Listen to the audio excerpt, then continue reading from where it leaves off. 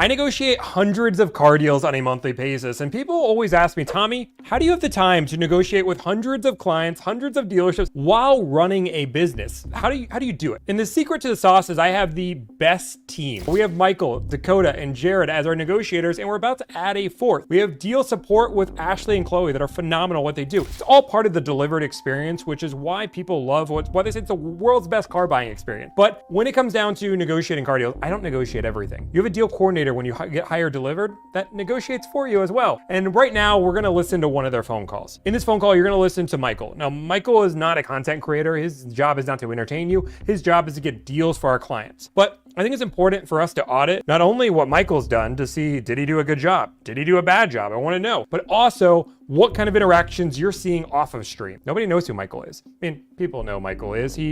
Alabama, Roll Tide. You'll understand in just a second. But people understand who Michael is, but people don't know who he is at the dealership level. So this is a real client, not somebody that knows who I am, getting a real reaction. So let's listen in. I want to know your thoughts. Let me know in the comments below. Did Michael do a bad job? Did he do a good job? Did the dealership overreact? Let's listen to it. Hello. Well, Michael? Hey, how's it going? Yeah, good. That truck is here and available. Okay, awesome, cool. So can we talk pricing then about it? Sure. Perfect. Awesome, cool. So I saw you guys have some discounts and stuff listed online already. Yeah, it looks like. That would be an invoice. That would be an invoice price on the car, and anything else below that would be any kind of rebates you qualify for. So the thing right there, just a flat, don't cut people off. You're trying to initiate anger and frustration when you start cutting them off before they're even done. This person is about to try to buy a car at your dealership. They are a customer in every sense of the word. You don't cut them off, right? You don't just boom, relax, like calm down, bro. Gotcha. Now, do you guys add anything to these vehicles as well, like accessories or? No. The only thing I'm going to add to a vehicle that you would pay on top of is your tax, your tags, and PA doc fee. If you want to go with anything else, we can offer it to you, but we don't glom it in there. Oh, cool. Good news. Dealership did not have ads. This is good. This is great. Important. So you always want to check for that. That's important. One of the things we do here at Delivrd, make sure there's no ads. There's so many bait and switch that happens. You guys see on the channel. We have to double check and ask. It's one of the first questions we always do. I like to hear. Love it. So in total, I've been hearing a couple different things as far as rebates go on these. Like I've heard 2,500. I've heard 2,000.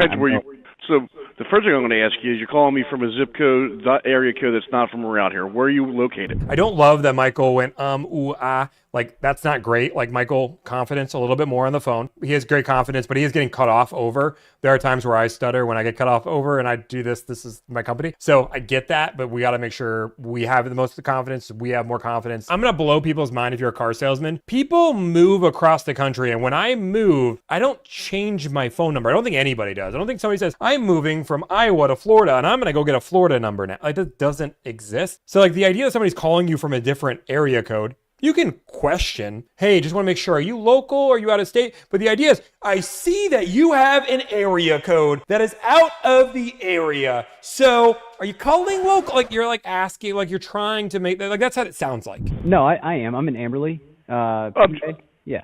I'm just double checking because you're going to have different programs in different regions. Yeah. So if you see a number, so right now I'll tell you exactly what you qualify for. Give me 1 second. So that would be the price we're selling it for, the $44,325 minus the $14,744. That's an invoice number. Anything below that would be what you qualify for. Gotcha. Yeah, and I'm looking to be still below though in discount. I'm looking to be below. Stop cutting people off. Like just learn how to listen. It's amazing skill. Just listen, breathe. Like take a pretty breath. I used to talk even faster and I had to learn how to slow myself down. And one of the things that I did when I learned to do that is I would count to like 3 in my head, and counting to 3 in my head sounds long. But I'm like 1, 2, 3. And then I would respond because I wanted to make sure I didn't cut people off.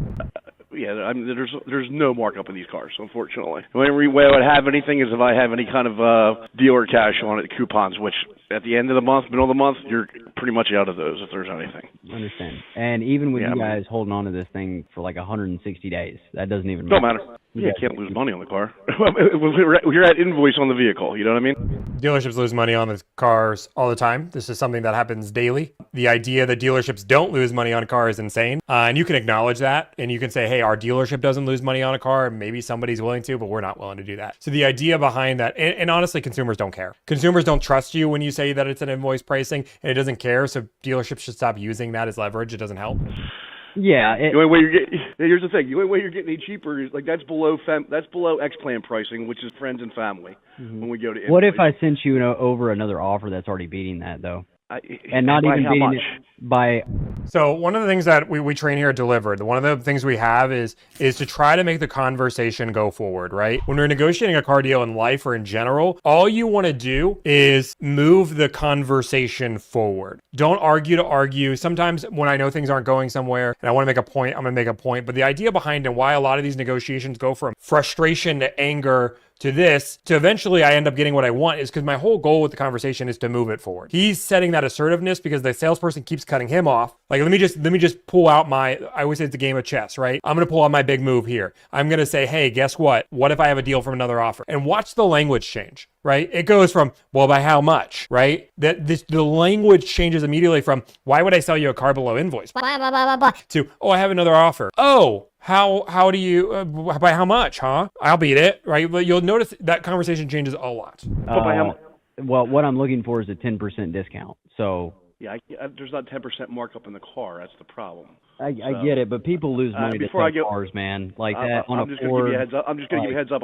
We're not going to take 10% off the price of the car before the rebate. Okay. Before we go any further. Okay. All right. Okay. Well, there's no point for me to do that. If you found that number, go get that car for that price right now. Golly. Okay. I'm being dead serious. I hear that. All right. Well, man, I appreciate it. Because I can't buy that car. The salesperson's going off, and you can see the aggressiveness where Michael's like, oh my gosh, hold back. Like, Michael's hold back. Michael now, look, you can see he's trying to end this conversation. He's done. He's not paid for the content like I am, where he's like, okay, let's keep going because this is good advertising. He doesn't know. We don't normally do this. I can't buy that car as an employee for 10% off.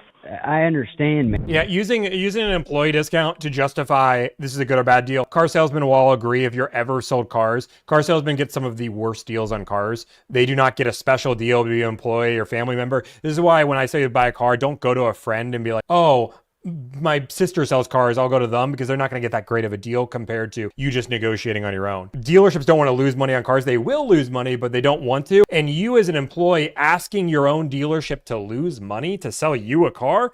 Are you kidding me? What? No. Like, that's how the dealership reacts. So plenty of dealerships will require you to buy a car from them. If you work there and you can get a huge trouble for buying it elsewhere, you'll 100% get a better deal if you just go negotiate on your own. The idea that he's throwing all of these things out, like, hey, you know what, like I employee pricing or invoice, like consumers don't care. It doesn't help your case. It honestly just, you can see how it sounds. It sounds like he's just being aggressive. Overbearing is a good word for it. Man, but like this is dealerships, man, and this is a. I don't know how they're doing that. Like I just said to you, I'm an employee of Ford, and I don't get a 10% discount off the car. That's awesome, man. And if you don't negotiate and you don't want to get your own deal, I can't negotiate. Cool. I get what's called, since you know, I get what's called D-plan pricing. Mm-hmm. So D-plan pricing is what it is. Mm-hmm. Like, let's be honest with each other. A salesperson can negotiate their own car deal. They don't have to take their D-plan, X-plan, whatever plan you want to call, whatever plan you qualify for. You don't have to take that. If you can get a better deal elsewhere, why pay more? And the idea behind it is like, why would you pay less than me? People pay less than you all the time. It's not 10% on price off the car. I'm not doing plan pricing. I'm not doing a set number that you guys have to sell. No, so you want better than employee pricing is what you're asking for. And there's other dealerships that are doing that. Then go find out why they're doing it. Is this vehicle have miles on it? Is it what's called a CT out vehicle? I mean, it's in their rental fleet.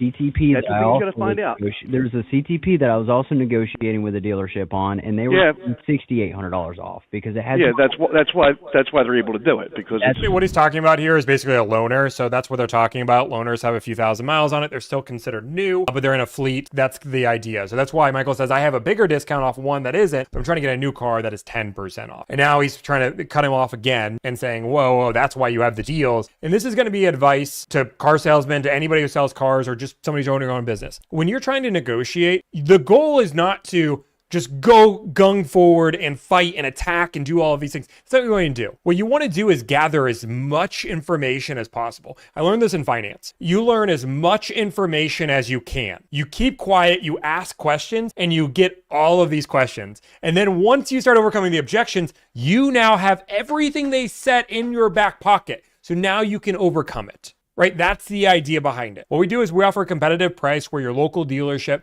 And realistically, one of the best things about it is we're down the road. We're 5 minutes away. You literally have to drive in. We'll take care of you. I'll deliver the car right to your house. And that's one of the benefits here. If you go buy from that other dealership, face the facts, you either have to make a huge road trip or you're going to have to pay for shipping. And you might want to do that, but you can't compare me apples to apples, right? You have to put the comparison of what is your time, what is your energy worth of you going to get that car or ship a car, and now have that conversation, right? If you're going to be a car salesman, that's a more honest way to do it. More than a discount though. I've got a 10% honor brand. That's because they put it into that's because it's a CPT out vehicle that has mileage on it. No, I'm talking about I've gotten 10% off of one that doesn't have miles. I got 68. Okay. And this is where you sound aggressive, right? Now you're cutting them off assuming things. And now Michael's like, oh, no, I have other offers here. I have better offers on loaner cars, and now I have 10% off normal cars, and all of this is coming through. Off of one that has miles.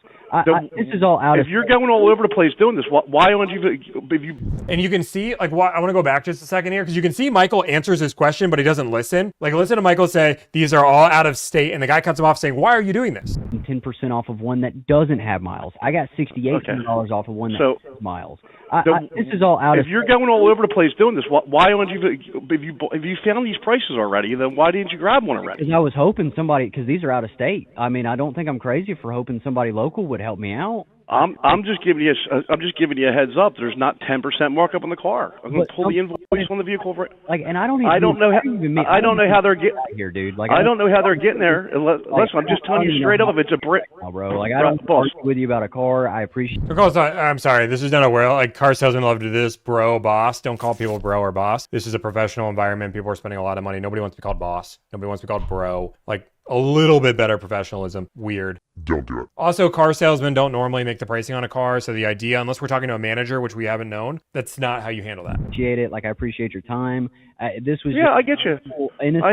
And you can see Michael's now trying to end the conversation, right? And now the guy's cutting him off again, not even letting him finish. He could end this conversation right now, but like Michael's done with it. Michael doesn't get paid for the content to keep going. He gets paid salary either way, but his job is to end the phone call at this point. That is his job. Our goal is not only to always move the conversation forward, but our goal is always to shop out of the area and then try to get something local, because a lot of our clients, they want to shop local. They see a deal local, they want to have it. And this is really good evidence for a client if they go through this and they see this experience, like, oh my God, this is probably the same experience that our client had. Like, let's be real for a minute. This is the same experience probably our client had. They probably talked to somebody similar to this. This is the way they were treated. So they said, okay, you know what? I'm going to call Delivrd. I'm going to hire Delivrd. Just making a better experience puts me out of business. Like, car salesmen are giving you the hints. I hear it, but like I said, the number you're looking for is below what employee pricing is on a vehicle. So if someone's telling you that how they're getting that out of state, I would want you to get a whole breakdown on that, how they're doing it. Because if I have and this is where the car salesman doesn't listen, and this is why I'm getting a little angry on it. Michael said earlier, what if I had a breakdown of the numbers at a better deal? Like, Michael said that already. So now he's saying you should go get a breakdown of the numbers. Car salesman's not listening at all. He's just like, I know I'm right, and I'm going to go onto the Facebook page, Car Salesman Life, and complain about this guy later today. Any more to give you, it might be $100 or $200, and that's it. Cell phone number? What's that? Is this your cell phone number? No, this is my direct number here. But is it a cell? Is it textable? No, it's a regular number. Send me a number that I can text. I'll send you over the pricing. And Michael, you go, whew. I'll tell you that I've seen Michael, I've seen him frustrated a few times and angry. It's very rare. Holy moly, Michael, sometimes what I want to see, Michael, sometimes is, to be fair, it's a 4-minute conversation. You added the frustration part at the right time. Don't get frustrated early. You remained calm way earlier and longer than I would. This is good. This is how you can tell that Michael does this every day, right? No longer is he letting this person talk to him. I'm going to do what I have to do so my client knows that I'm taking care of. So my client knows I did my job, but I'm done. Like, give me your cell phone number. I'm going to send you the numbers. Can you beat it? Yes or no? Go for it. Like I said, but where is it at? What state? Why is it so far away? I've got a dealership in Texas that's willing to do it. What? You're calling from PA to Texas. Even with shit. It's so insulting that a consumer is trying to get the best possible deal, so they shopped outside of the state, and you're like, you're shopping from Texas? Yeah. You know, just fun fact. You want to go with fun fact, right? The dock fee in Pennsylvania, I don't know what the dock fee was, but typically is anywhere between $500 to $800 on the East Coast in this area. In Texas, it's about $200 to $300. So that pays for 40% of the shipping right there. Even with shipping, you're spending more, but just even the dock fee comparison difference in the same cost. But in this area, it's very common to have a higher dock fee, like $8.99 in, not New York. New York is capped. Pennsylvania, is Pennsylvania capped? Either way. I don't know. I actually do not know the answer if Pennsylvania is capped. I know New York has a cap. I know California has a cap. I don't know. Does Pennsylvania have a cap? Shipping though, that doesn't matter. Even with shipping, I would still be fine. So I'm just showing, like I'm just saying, that's crazy that you're going that far away. There's got to be a reason why it's that much less. There's other people that are closer. That's just the best deal at where are you located? Where are you located right now? Dealership dock fee in Texas would be $200. It would be $300 more expensive for Pennsylvania. Shipping from Texas to Pennsylvania typically would be $800 to $1,200. So if it's an $800 ship, then that would be now $500 difference in price. That would be $500 difference in price for them to go that route. So if the difference doesn't make sense, and we do that math for our clients, right? We do that math for our clients all the time, but like it does make sense to do this. But the idea behind it was now he's saying, what did he just say? Sorry, give me 1 second. I'll go back to that because I was explaining that. Like I'm just saying, that's crazy that you're going that far away. There's got to be a reason why it's that much less. There's other people that are closer. That's just the best deal at where are you located? Where are you located right now? What part of Pennsylvania? You're not even letting me answer your questions, man. I heard you a bunch of times what you said. But you just where are you located? Where are you located at in Pennsylvania? In Amberley, Pennsylvania. Where's Amberley? I have no idea where that's at. Okay, man. Hey, I appreciate your time. If you but where is that? Is that outside of Philadelphia? Is that outside of Pittsburgh? Call me back. I would appreciate it. But hey, he's just done because he knows he's not getting anywhere with it. What just Michael did is the definition of what you guys ask me to do all of the time. Overall, horrible car salesman. Just go through it. You're talking over people left and right. You're not listening. And that's an important skill in sales in general. Michael said, hey, I've got numbers, right? I have these numbers in writing. B, he also said, where I live, and he didn't get that information. So that was the situation. Again, we didn't get the deal with the client. So what do you guys think? Do you think Michael did well? Did you think the car salesman did well? Would you buy a car from that car salesman? I want to know in the comment section below. I'm going to listen to actual comment section too. But let me know. This is what we're here at Delivrd. If you guys want to see more content like this, where we actually listen to our team make phone calls, let's do it.